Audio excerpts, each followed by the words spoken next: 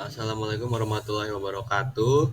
Ya, perkenalkan nama saya Akhtar Faren Narain dari kelas TP6A dengan nomor NRP 0822040004 ya. Kali ini saya akan mempresentasikan terkait metodologi penelitian. Ya, dengan judulnya apa? Judulnya adalah Stress Modeling of Pipelines Trained with Advanced Composite Materials. Yang pertama, terdapat latar belakang. Nah, latar belakangnya sendiri itu, penelitian ini bertujuan dalam pendekatan baru dengan menyusun suatu model yang menggabungkan berbagai jenis tegangan yang terjadi secara stimulan pada pipa berdinding tipis, yaitu stres melingkar pada pipa akibat tekanan internal. Tegangan lentur akibat beban tanah serta stres akibat beban lalu lintas. Model ini dikembangkan dengan pendekatan matematis yang mempertimbangkan kondisi kerusakan lokal, seperti pengurangan ketebalan akibat korosi dan juga memperhitungkan waktu paparan sebagai variabel dalam proyeksi penyusutan material. Melalui formulasi yang sistematis, model ini memungkinkan perhitungan stres maksimum pada titik kritis secara presisi, sehingga dapat dijadikan acuan dalam desain evaluasi maupun mengambil keputusan teknis pada sistem perpipaan. Kemudian untuk rumusan masalah terdapat 3 poin. Yang pertama, bagaimana memodelkan tegangan gabungan, kombinasi stres melingkar lentur dan beban eksternal yang bekerja pada pipa bawah tanah berdinding tipis yang mengalami degradasi akibat korosi dan tekanan lingkungan. Yang kedua adalah sejauh mana material komposit canggih, advanced composite material, dapat meningkatkan ketahanan struktural pipa terhadap berbagai jenis beban eksternal dan internal dibandingkan dengan metode perbaikan konvensional. Yang terakhir, bagaimana pengaruh kondisi kerusakan lokal seperti pengurangan ketebalan akibat korosi terhadap distribusi tegangan maksimum dalam sistem pipa yang diperkuat dengan material komposit atau komposit material. Nah, selanjutnya ada tujuan penelitian. Nah, ada 2 tujuan. Pertama, mengembangkan model analisis tegangan, stress modeling yang mampu menggambarkan distribusi tegangan kompleks pada pipa bawah tanah berdinding tipis yang mengalami degradasi akibat korosi dan beban eksternal. Yang kedua, mengevaluasi efektivitas penggunaan material komposit canggih sebagai metode perkuatan struktural pipa dalam menahan berbagai jenis beban, termasuk tekanan internal, beban tanah, dan lalu lintas. Kemudian untuk manfaat penelitiannya ada 2.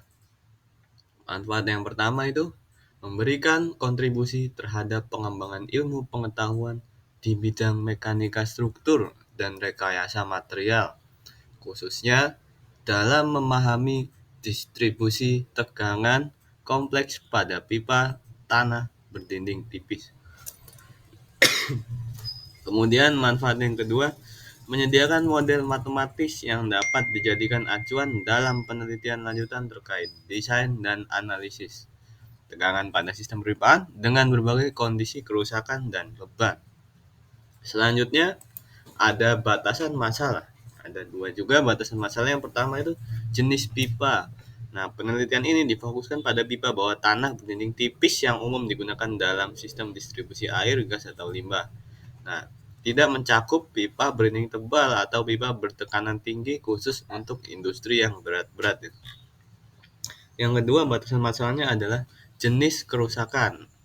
Model hanya mempertimbangkan kerusakan lokal berupa pengurangan ketebalan akibat korosi internal maupun eksternal.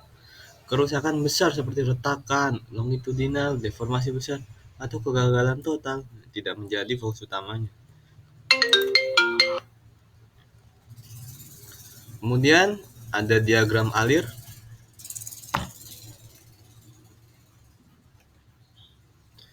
Diagram alir pertama ada pengumpulan data, kemudian dilanjut studi literatur, pemodelan sistematis, variasi model, penyusunan kesimpulan dan syarat, yang terakhir juga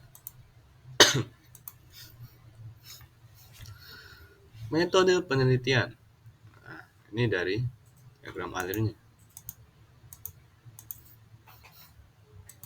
Yang pertama ada pengumpulan data. Nah, ini adalah tahap awal penelitian, meliputi pengumpulan data teknis yang diperlukan untuk pemodelan matematis. Data yang dikumpulkan mencakup spesifikasi geometrik pipa, seperti diameter luar, offset diameter, ketebalan dinding pipa, dan panjang efektif pipa. Kemudian ada studi literatur. Setelah data teknis terkumpul, tahap berikutnya adalah studi literatur yang bertujuan untuk memperkuat landasan teori dan metodologi penelitian. Kemudian ada pemodelan matematis.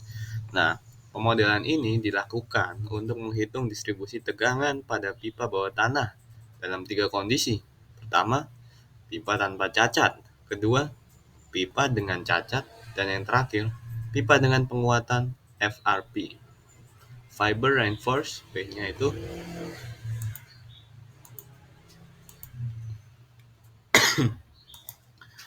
Kemudian masih di ini penjelasan terkait yang tadi, diagram alur. Terdapat validasi model. Nah, tahap validasi model ini dilakukan untuk memastikan bahwa hasil perhitungan matematis yang dikembangkan sesuai dengan fenomena yang terjadi di lapangan sesuai. Hasil pemodelan dibandingkan dengan data eksperimental dari penelitian Todd, Hanji, and Dempsey tahun 2001, khususnya distribusi tegangan pada pipa yang mengalami pengurangan ketebalan akibat korosi serta pipa yang telah diperkuat dengan FRP. Yang terakhir ada penyusunan kesimpulan dan saran.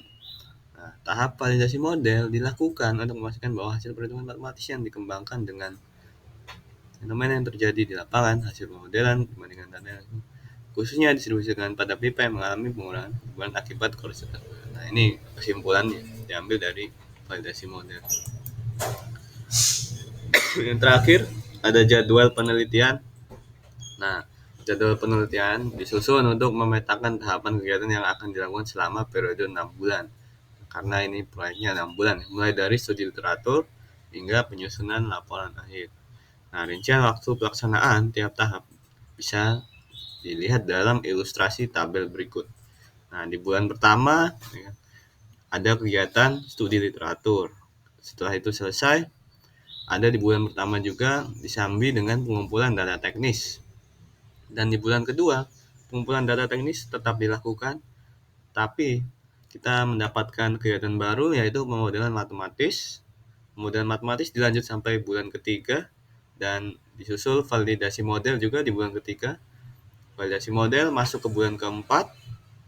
Kemudian analisis efektivitas penguatan FRP ada di bulan keempat sampai bulan 5. Dan di bulan kelima ada penyusunan laporan dan kesimpulan. Jadi ini bisa diselesaikan dalam waktu 6 bulan. Jika ingin lebih cepat bisa menggunakan crashing method. Nah, sekian. Terima kasih. Assalamualaikum warahmatullahi wabarakatuh.